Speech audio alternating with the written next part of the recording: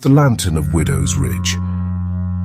There's a place in the hills that folks don't talk about much, not unless they've been driven by desperation or foolishness. It's called Widow's Ridge, and no one has lived there in over 40 years. But if you ask the old-timers around here, they'll tell you stories. Stories that'll make your hair stand up, and none of them are fit to be repeated in daylight. But I'll tell you what I know. I've lived in these hills all my life. Grew up here with my pa, never thought twice about it. But one summer, when I was about 17, I was out hunting and got lost. It wasn't too far from Widow's Ridge, but I hadn't thought much of it at the time. It was a good few miles back to the main road, and the sun was starting to dip behind the trees when I realized I was a lot farther from home than I thought. The trees in that part of the woods are thick. There's a heaviness to them. The kind of trees that make the light feel like it's been sucked away. I was tired, my feet sore from walking too long, and I started hearing the sound of water, so I figured I'd follow it. Maybe find a creek to sit by and wait for the moon to rise. That's when I saw the lantern. It was hanging in the air, high above the ground, glowing with a strange, dim light. I thought it was a trick of my eyes at first, but it wasn't. It was floating there, swaying back and forth as if someone was carrying it through the trees. But I couldn't see a person. There was nothing else around, just the thick shadows and the heavy silence of the woods. I knew better than to follow something like that, but I wasn't thinking straight, so I did. It was like the lantern was calling me, pulling me in, each step feeling like I was walking deeper into something I shouldn't. The closer I got, the colder the air grew, and that's when I heard it. Slow, soft, like someone was humming. Not a song, though. It was a sound that made my skin crawl, like a low moan that came from deep in the earth. I thought about turning back. I should have turned back. But something told me to keep going. The lantern led me, and I followed. Then, as I broke through a thicket of trees, I saw the house. It was old, falling apart at the seams. The windows were black, like the eyes of something dead. It looked abandoned, but there was a fire burning inside. The flickering light came from the chimney, casting shadows across the porch. And standing there, just on the porch steps, was a woman. She was tall, thin, and her face, God, I'll never forget it, was pale as the moon. Her hair was wild, like it hadn't been combed in years, and her clothes were tattered, almost like they had been made from the same dead leaves and dirt that covered the ground. She didn't say anything at first, just stared at me, her eyes wide, hollow. I wanted to run, I should have run, but her eyes held me there. "You've come for me," she whispered, and it was the way she said it that made the hairs on my neck stand up. It wasn't a question, it was a statement. I couldn't speak, I couldn't even move. She stepped forward, her feet barely touching the ground, her body swaying in time with the lantern, and then she smiled, a grin too wide, too sharp. She looked like something that shouldn't be alive, something that had been pulled from the grave to walk again. "You shouldn't have come here," she said, her voice low and cracked like it came from the bottom of a well. "Now you'll stay with me, forever." And before I could blink, she was right in front of me. I could smell the rot on her breath, the stench of earth and decay. Her cold, dead fingers reached for my arm, and that's when I screamed, turning to run, my legs carrying me faster than they ever had before. But the woods weren't the same. The trees were no longer where they should be. The ground was shifting beneath me. I could hear the lantern swinging, but I couldn't see it anymore. The humming had turned into something louder, deeper, like a chant, a chorus of voices that echoed in the air. I stumbled through the woods, falling, scraping my knees on the rocks. But I kept running. I don't know how long I ran. When I finally broke out into the open, the moon was high and I could barely catch my breath. The next day I told my PA what happened. He just nodded like he already knew. "Never go near Widow's Ridge, boy," he said, his voice cold. "That place ain't just haunted by ghosts. It's something worse than that." I didn't ask him what he meant. I didn't need to. To this day, I don't know if I was seeing things or if it was real. But sometimes when I'm out walking in the woods, I'll hear that same humming. I'll see that lantern flickering in the distance, swinging back and forth, and I know it's watching me, waiting. The woman, she's still out there, and she never forgets. The Crows in Devil's Creek. It started on a quiet evening. The kind of night where the cicadas hum in the trees and the sky feels too thick, too close. You can't see the stars, just a dark, oppressive sky that sits heavy on your shoulders. That's when I first heard about the McCarty brothers. Everyone in Devil's Creek knew the McCartys weren't like the rest of us. They lived up on a hill that no one dared climb. Their house was old, leaning to one side.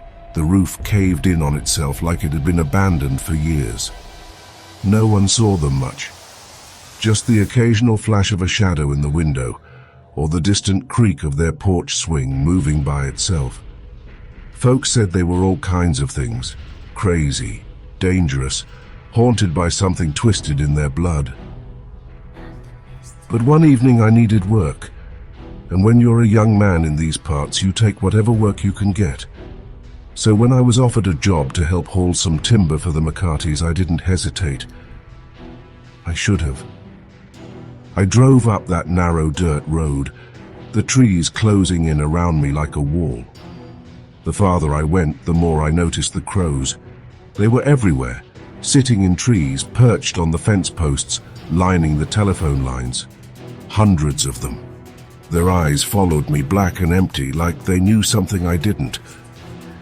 When I pulled up to the McCarty place, the house was darker than I'd ever seen it, like it was swallowed by the night. I knocked on the door. No answer.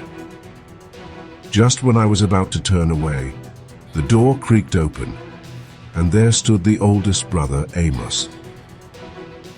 He was tall, taller than most men, and his face looked like it had been carved out of stone. His eyes were dark, almost black, and they didn't blink. He just stared at me. "Come on in," he said, his voice low, almost a growl. "We got work for you." I followed him inside, trying not to notice the smell. It was thick, like something rotten, something decaying.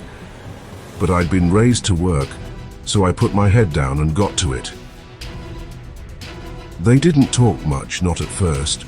Just me and Amos and his brothers, Clyde and Eli. They weren't right, but I couldn't put my finger on it. The house creaked and groaned like it was alive, the floors so old they seemed to breathe. And in the background, the crows outside didn't stop their constant cawing. It was like they were waiting for something.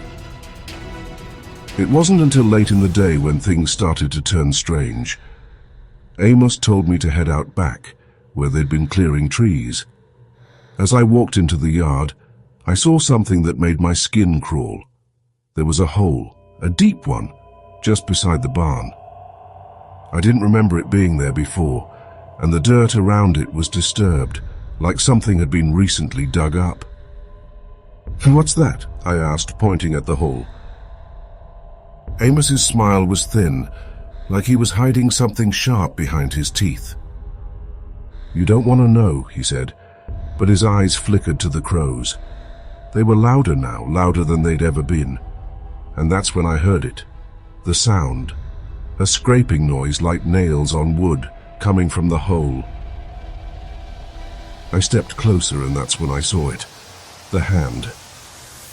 It was thin, pale and cracked, sticking out from the dirt like it was trying to pull itself out. But the fingers, they were wrong. Too long, too twisted. They didn't belong to a person. I froze, my heart pounding. That's when I heard Amos's voice behind me. "You should have left," he whispered. I spun around, but it was too late. The brothers were standing there, blocking the way, their eyes wide and wild, like they weren't seeing me at all. They were staring at something in the trees, and the crows had gone quiet.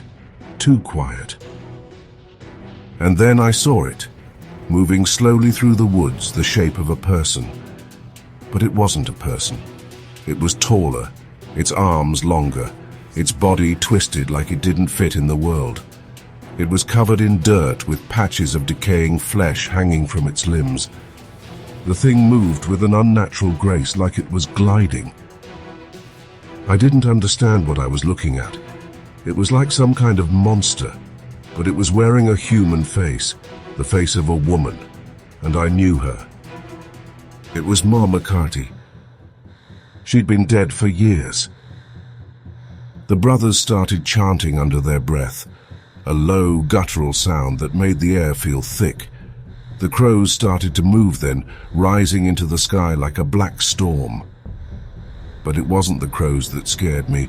It was the thing in the woods, the thing that had once been their mother. And it was coming for me. I turned and ran. I didn't look back, I didn't stop. But the woods weren't normal, not anymore. The trees seemed to twist and move as if they were closing in on me, and the ground beneath my feet was soft, like I was sinking. The crows were everywhere, their sharp cries filling my ears, but it was the sound of something else that haunted me, something dragging behind me. When I finally reached my truck, I didn't care about the dust or the rust on the engine. I slammed the door, started the engine, and sped out of there like the devil himself was chasing me. I don't know what happened to the McCartys. I don't know if they're still out there, still hiding from whatever it was they buried in that hole. But I know one thing for sure: the crows never stop. And when I hear them now, that scratching sound follows me everywhere. It's waiting for me. It's waiting for anyone who steps foot in Devil's Creek. The Hollow's Curse, a tale of ancient darkness. In a forgotten corner of the world, deep within the woods of Grist Hollow, there's a land tainted by an ancient curse. A curse that's been whispered about for generations, but few dare speak of aloud. They call it the Hollow's Curse. It all began with a man named Jebediah Cole, a stranger who arrived in Grist Hollow one autumn night. No one knew where he came from or why he chose this forsaken town, but they knew something was off the moment he set foot here. Jebediah wasn't like the other folks in town. His skin never seemed to catch the sun, his eyes were too wide, and the townspeople always felt uneasy around him. He bought an old farm on the outskirts, a place abandoned for years, its walls sagging with time. At first, nothing seemed wrong, but then the crops started to grow, unnaturally well. Corn stalks taller than any the townsfolk had ever seen, pumpkins so large they cast shadows at night, but there was something wrong with them. They moved like they were alive, whispering in the wind. Soon animals started vanishing. Cats, dogs, livestock. No bodies, just blood left behind. But the disappearances didn't stop there. Children went missing too. One by one, they were taken by something older than the town itself. And then, the whispers began. People said Jebediah had made a deal with the land, with something buried beneath it, but no one could prove it. They just felt it in their bones, something evil, ancient and hungry. One summer evening, 4 teenagers, Jason, Emily, Sarah and Mark, decided to do what everyone else was too scared to do. They were going to find out the truth for themselves. They made their way to Jebediah's farm, their hearts racing as the woods grew darker, colder. The air grew heavy, thick with an unnatural stillness. Inside, the house was suffocating.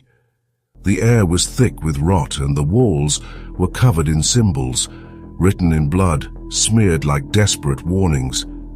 But the teens pressed on, down into the basement, where they found an old wooden chest covered in vines. When they opened it, there was nothing, at least not at first. But then, a low growl like something breathing in the dark. The air grew cold, and then they heard the whispers. Jebediah's voice, distorted and hollow, warned them to leave, but it was too late. The ground shook, the walls trembled, and the whispers turned into screams. The earth cracked open beneath them, and one by one they were pulled into the ground, screaming as the soil consumed them, their bodies dragged into the darkness. By morning, the town would forget their names. The only trace left behind, their shoes scattered around the farm. The curse of Grist Hollow claims all who enter. And from the woods you can still hear the whispers. They call out, waiting for the next soul to wander too close.